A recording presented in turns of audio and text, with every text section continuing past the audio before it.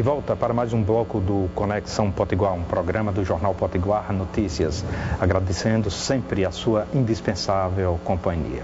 Queria avisar para você que quiser receber no seu zap as notícias da redação do Jornal Potiguar Notícias, manda um oi para a gente neste número que aparece aqui na sua telinha e você passa a receber diariamente as principais notícias do Rio Grande do Norte produzidas pela redação do Jornal Potiguar Notícias. E a reprise deste programa, se você perdeu algum programa ou se você quer rever alguma entrevista, pode acessar o portal de notícias do Rio Grande do Norte, www.potiguarnoticias.com.br, que aparece aqui na sua telinha. E você vai conferir as principais entrevistas ou alguma entrevista específica que você queira rever ou tenha perdido, queira ver, ok? potiguarnoticias.com.br, todo mundo lê.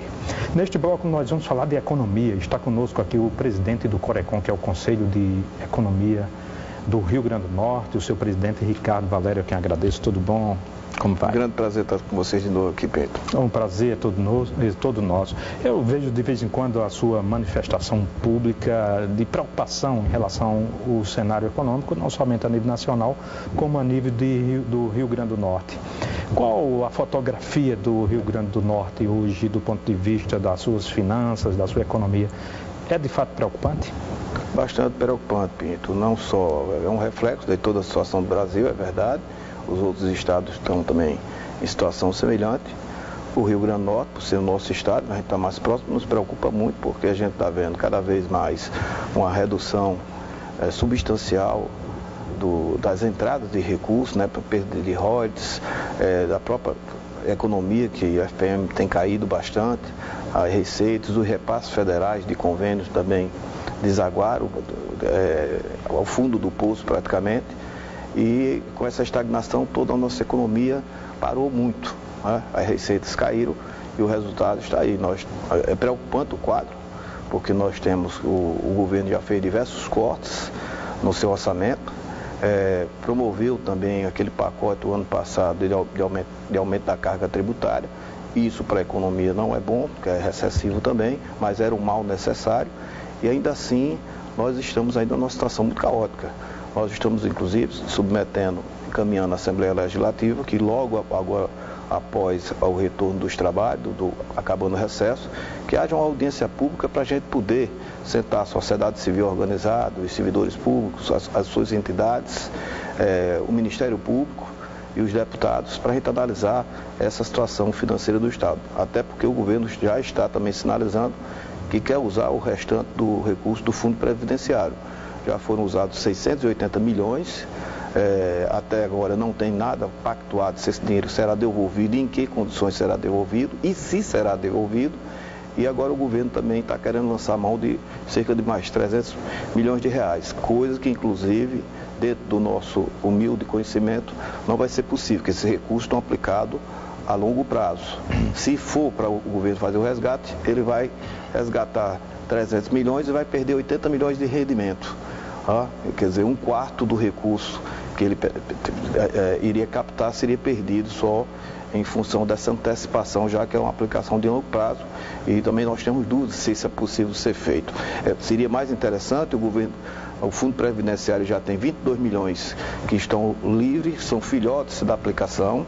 E a partir de 1º de janeiro vai ter mais 57 milhões disponíveis, quer dizer, 57 com 22 dá 79 milhões. Seria mais interessante ele pedir à Assembleia a destinação desses recursos, que é fruto de aplicação financeira, do que lançar mão de um recurso que ele estaria fazendo uma antecipação de aplicação de longo prazo, trazendo um prejuízo de 80 milhões de reais para o Estado.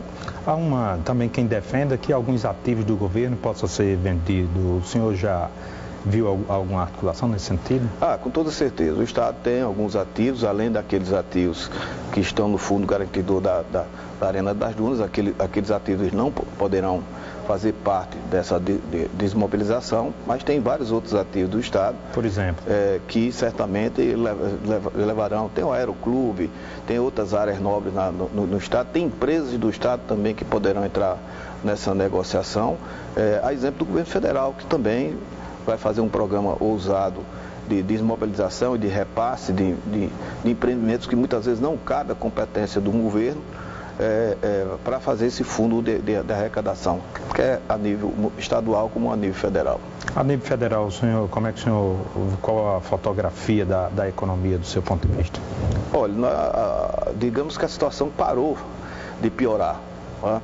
Pelo tamanho da incerteza que o governo vinha passando, da presidência Dilma, notadamente também provocado pela grande crise política, que ela realmente foi a alavanca de toda essa situação do governo da presidenta Dilma. Houve um excesso de todos os lados. Isso gerou insegurança jurídica, gerou insegurança econômica e política. Todos os dias a gente abria os jornais, via as televisões, sempre um novo escândalo da Lava Jato. Esse quadro caótico levou o Brasil a perder, inclusive, prestígio internacional. O Brasil sofreu 3 desclassificações na economia mundial, de forma que o cenário ficou muito caótico. Então, se a gente comparar a situação agora, apesar de ser um governo ainda muito tímido, até porque ele, como está interino, eu acredito que depois, se ele vier a ser efetivado, ele poderá tomar medidas mais drásticas, mas por enquanto ainda é um governo tímido, mas a gente pelo menos parou de piorar. A classe empresarial já está dando sinais a nível de indústria, já tem alguns pedidos feitos e já se nota um crescimento tímido da economia, mas aumentando a escalada de pedido.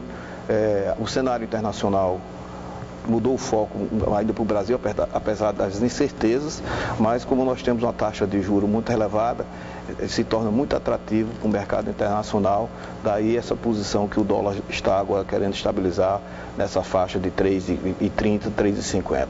Então o cenário realmente melhorou um pouco, a gente já pode pensar e respirar, mas de forma muito tímida. Eu acredito que o Brasil, 2017, começa a melhorar um pouco, mas a gente só respira isso aí a partir de 2018, a partir do novo governo esse que a gente espera que seja um governo bem legítimo e que a gente consiga finalmente eleger um estadista no Brasil, porque a reforma do Brasil só poderão ser levadas a cabo realmente se a gente eleger em 2018 um grande estadista, um nome novo, que a sociedade possa dar essa dinâmica melhor para a economia nacional.